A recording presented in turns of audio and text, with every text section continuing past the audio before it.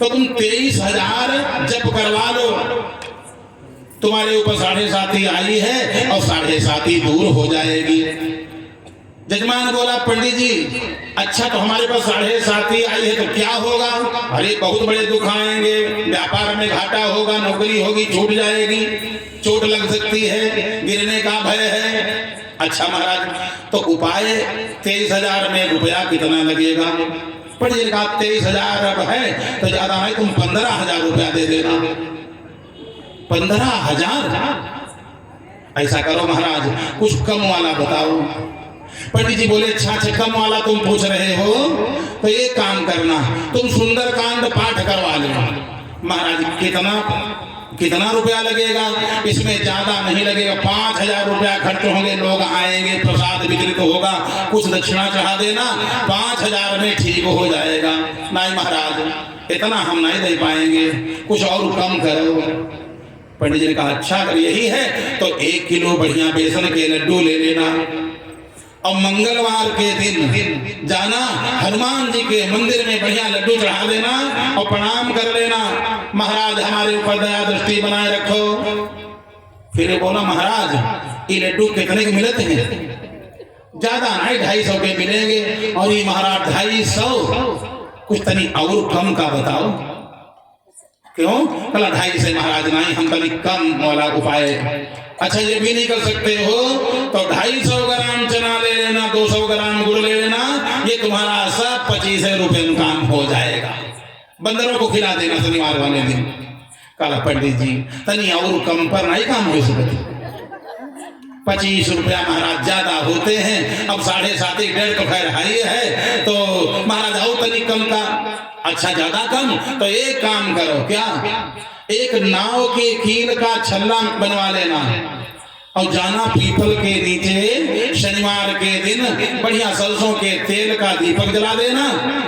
ये तुम्हारा सब ज्यादा नहीं 10-11 रुपए में काम हो जाएगा, 5 रुपए में दियाली भर तेल मिल जाएगा, दीपक वहीं जला देना और 5 रुपए छल्ला पहले 10 रुपए में हो जाएगा और 1 रुपया चढ़ा देना शनि जी पर, 11 रुपए में काम हो जाएगा। कल महाराज तनी और कमा नहीं काम चल सकता। पंडित जी बोले अच्छा ज्यादा नहीं तो भाई अब एक काम करो, तुम लोहे का छल्ला मिलेगा 2-2.5 रुपए का, वो तुम पहन लो बस। कल पंडित जी कुछ और कम हो सकता? पंडित जी का मतलब कल 2-2.5 रुपया हमारे पास बन ही नहीं पाते कभी। पंडित जी बोले शनि नहीं, शनि के बाप तुम्हारे पास आए, तुम्हारा कुछ बिगाड़े नहीं सकते। जिसके पास 2.5 रुपया न हो शनि क्या बिगाड़ेगा? फैक्ट्री चलती है तो फैक्ट्री बंद हो सकती है, दुकान चलती है दुकान बंद हो सकती। जब तुम्हारे पास 2.5 रुपया भी नहीं है तो शनि का बाप भी चाहे तुम्हारा कुछ बिगाड़ नहीं सकता। तुम ऐसे जाओ तुम्हारे तो ठीक है। कहने का मतलब जिसके सब कुछ हो उसको चाहिए विनम्र हो जाए और भगवान की कथा विश्वास मान करके सुने, ताकि परिवार बढ़िया हरा भरा बना रहे। मिला है तो बना रहे, क्योंकि मिलने के बाद जब छूटता है तो बड़ा कष्ट होता है। तो मिलबे न करे और मिल करके छूट जाए, संयोग होकर के वियोग हो जाए तो बड़ा कष्ट होता है। ईश्वर करे संयोग होकर के बीच में वियोग ना हो। तो कथा सुनना चाहिए। माता जी बोली हम तो ऐसे जगत की जननी है, कहाँ कथा सुनने की जरूरत है? भोलेनाथ ने कहा नहीं, ये जो पद मिला है, पद और प्रतिष्ठा भगवान की कृपा से मिलता है, चलो भगवान की कथा सुनने। ना ईमानत हो फिर चलो, बहुत लोग नाक वान सिकोड़ी का बोले, ना ईमान रहे तो चलो भाई सुने। अब हम सुने डायरेक्ट बड़ा कहने सुनने पर आए। तुलसी बाबा ने लिखा है क्या? एक बार त्रेता युग माही शंभु गए कुंभज ऋषि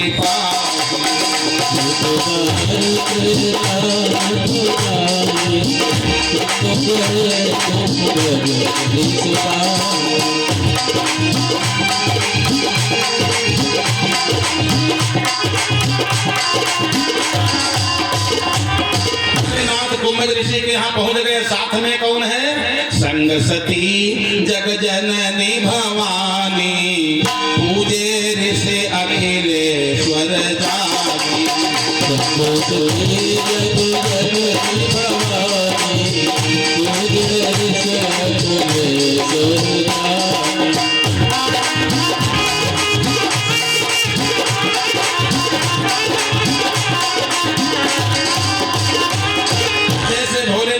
कुंभज ऋषि ने बड़ा सत्कार किया। अब भोलेनाथ ने कुंभज ऋषि को प्रणाम किया, कुंभज ऋषि ने भोलेनाथ को प्रणाम किया। जो महान होते हैं परस्पर एक दूसरे का सम्मान करते हैं। बढ़िया सम्मान हुआ, बैठाया। महाराज आप हमारे यहाँ कैसे आए? भगवान की कथा हम सुनने आए हैं। आप भगवान की कथा बढ़िया जानते हैं, आप हमको कथा सुना दो।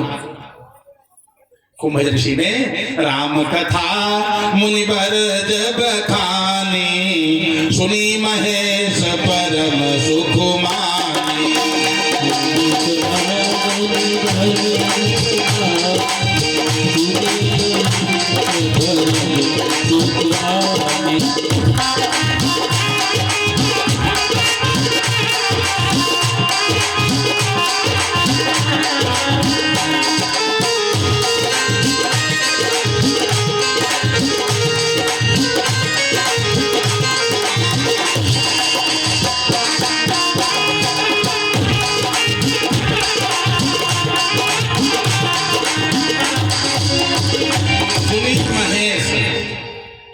महेश परम सुखमानी, दो लोग गए थे लेकिन नाम किसका आया? सुनी महेश परम सुखमानी। भोलेनाथ ने बड़ा आनंद में बढ़िया विभोर होकर के डूब करके बढ़िया मस्ती से भगवान की कथा को सुना और कहा आज का दिन बढ़िया हो गया। अब महाराज हम आज तो सुने, कल यहीं रुक, अब महाराज कुछ दिन रुकूंगा यहीं और रुक करके कथा सुनूंगा। आने जाने झंझट बहुत हो जाएगा, मैं यहीं रुकूंगा। रुक गए भोलेनाथ, कथा होती रही। भोलेनाथ कथा सुनते रहे। सुनी महेश परम सुखमानी। उसके बाद महात्मा ने कहा महाराज भगवान की भक्ति को आपसे ज्यादा कोई नहीं जानता। ऋषि पूछी हरि भगत सुहारी, कही शंभो अधिकारी पाई।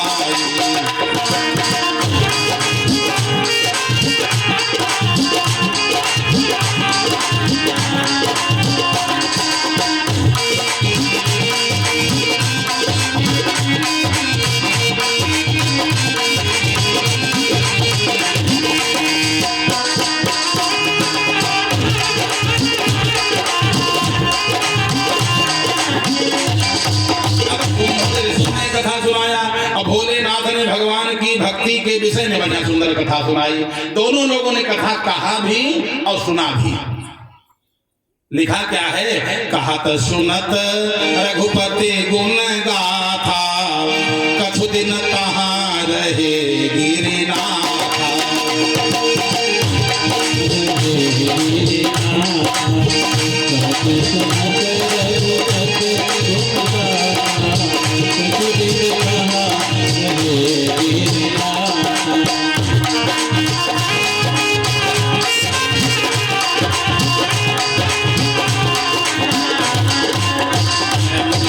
पिता मांगी त्रिपुरारी, चले भवन संगत कुमारी।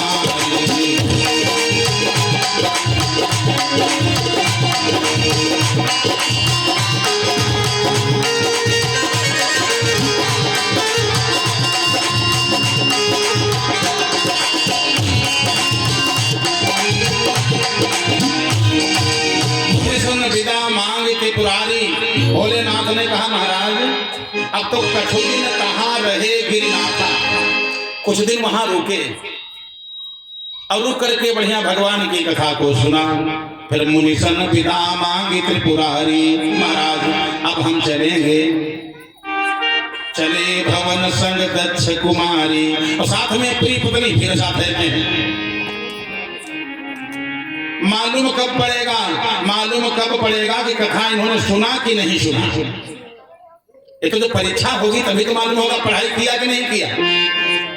जैसे इतने लोग आए हैं, कोई जरूरी नहीं मंडप में जो आ गया वो कथा सुन करके जाएगा, कोई आवश्यक नहीं। बहुत लोग थोड़ा किनारे कोने में बैठे, माने यहाँ नहीं जैसे कोने में बैठे और बस कहें तब तक कहे भला और बताओ फिर क्या हाल चाल है, होला हाल चाल।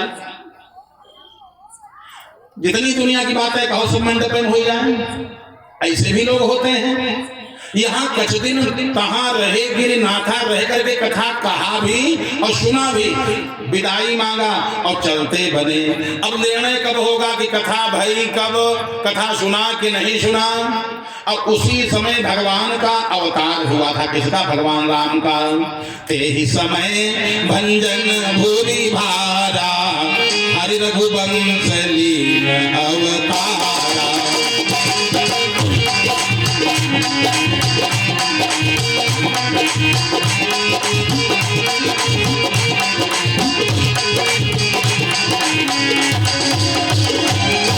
भगवान का अवतार हो चुका है और अवतार के बाद में कैकेयी माता ने वरदान मांग लिया, वनवास हो गया। वनवास में आए वहां पर भी एक घटना घटी, सीता जी का हरण हो गया। इधर से भगवान भोलेनाथ कथा सुन करके जा रहे हैं, उधर से सीता जी का हरण हो गया है। लखन और भगवान राम दोनों लोग सीता जी को खोजते हुए आ रहे हैं। सीता जी की खोज करते हुए आ रहे हैं। कौन कौन? भगवान राम और लखन जी। और इधर से भगवान कथा सुन करके भोलेनाथ जा रहे हैं। जैसे ये सब देखा, भोलेनाथ ने देखा कि भगवान राम कैसा नाटक कर रहे हैं। पिता वचन तज राज उदासी, दंडक बन विचरत अविनाशी। भोलेनाथ ने विचार किया कथा हो गई और कथा के बाद भगवान का कहीं दर्शन हो जाए तो क्या पूछना। अगर भगवान का दर्शन हो जाए कथा के बाद तो कथा तो वैकुंठ प्रिय दर्शनम। भगवान की कथा ऐसी है जो जिसने कथा सुन लिया उसको भगवान वैकुंठ नाथ के दर्शन भी होंगे, ऐसा नहीं। विश्वास मान करके अगर कथा सुना है तो भगवान का दर्शन भी हो जाएगा। कथा सुन करके जा रहे हैं। हृदय विचारत जात हर के ही विधि दर्शन हुए, गुप्त रूप अवतरे प्रभु जान गयो सबको। भगवान का अवतार हो गया है, भगवान का दर्शन हो जाए तो क्या पूछना। भोलेनाथ ने देखा कि भगवान राम रो रहे हैं, पत्नी के वियोग में भगवान राम रो रहे हैं, बड़ी तेज तेज चिल्ला रहे हैं। रोते हुए जैसे देखा, भोलेनाथ ने सोचा इस समय अगर जाएं हम और जा करके प्रणाम करें तो बात ठीक नहीं। जैसे कहीं कथा चल रही हो, प्रणाम कहां कहां पर करना चाहिए ये भी इसका भी विधान है। जैसे किसी के यहाँ तिलक चढ़ रहा हो और बीच में कोई बहुत सम्मानित व्यक्ति बैठा है और सब लोग खड़े हो जाए, उनके पैर छुए लगे, बताओ तिलक हो जाए। कोई उत्सव हो रहा हो और एकदम से कोई सम्मानित व्यक्ति आ जाए तो उसको चाहिए आया है बैठा रहे, और जब बढ़िया उत्सव हो जाएगा तब लोग प्रणाम कर लेंगे। तमाम राजा बैठे थे भगवान के विवाह के समय। भगवान के जनक के यहाँ बढ़िया सुंदर सब राजा लोग आए थे। उठो राम और धनुष को भंजऊ शिव चापा। तो गुरु ही प्रणाम मन ही मन कीना, गुरु ही प्रणाम मन ही मन कीना। फिर नजदीक नहीं आ गए और वहां से फिर आते गुरु जी को प्रणाम करते फिर जाते, तो ये नहीं, पहुंच गए धनुष के पास और बस गुरु जी को प्रणाम किया। जब काम हो जाएगा तब हम फिर प्रणाम कर लेंगे। बारात में दूल्हा आ गया हो द्वार चार में और तब तक फूफा जी आ गए और फूफा जी नाराज हो जाए, दूल्हा पैर कहने शीर्ष मार। ये कोई बात थोड़ी रही। देख तो लो कम से कम कहां पर पैर छूना चाहिए कहां नहीं छूना चाहिए। मंदिर में सब लोग गए और वहां मंदिर में कोई रिश्तेदार आ जाए, मंदिर में खाली केवल भगवान के पैर छुए जाएं। बाहर अपने घर में आपको पैर छुआओ आराम से। मंदिर में विवाह के समय पर स्वयं विष्णु का स्वरूप होता है, उससे उस समय पैर छुआने की जरूरत नहीं है। और उसको भी चाहिए मन में प्रणाम कर ले, बस ठीक, इतना ही काफी है। भोलेनाथ ने जैसे देखा, भोलेनाथ ने देखा भगवान को और फिर मन में विचार किया कि इस समय अगर प्रणाम करें और कहें प्रभु और का हाल चाल है, जैसे किसी की पत्नी कहीं चली जाए और वो पत्नी को खोज रहा हो और उसके इष्ट मित्र आए और बताओ फिर क्या हाल है, अभी ये हंसने आया, तब तो हो सकता है जो थोड़ी बहुत मित्रता होगी वो भी नहीं रह जाएगी। भोलेनाथ ने सोचा बाद में हम प्रणाम कर लेंगे, अभी ऐसे हाँ बाद में प्रणाम होए भाई। ये देखूंगा गए बत्ती नारायण।